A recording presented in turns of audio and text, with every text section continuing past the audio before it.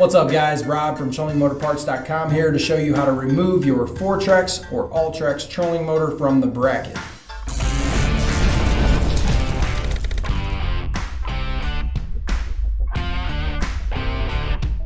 If you ever need to take your motor in for service or need to do some work on your mount and need to get the motor up out of the way, this will save you a lot of time and aggravation rather than unbolting the whole bracket from the boat. First thing we're going to do is release the motor by pulling the rope.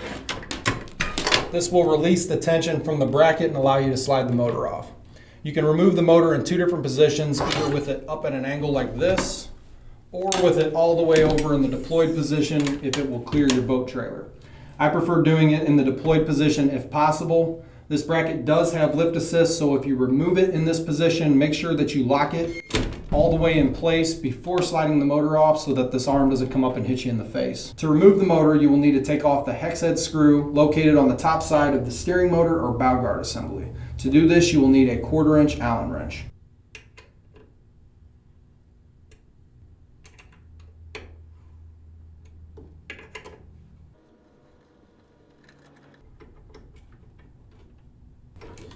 And once it is removed, you can pull the motor up off of the bow guard links. To reinstall the motor later, you will simply slide the motor back down onto the bow guard links and reinstall your hex head screw and washer.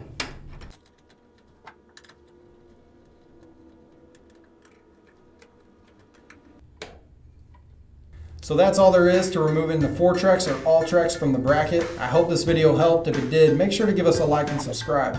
Thanks for watching and keep trolling.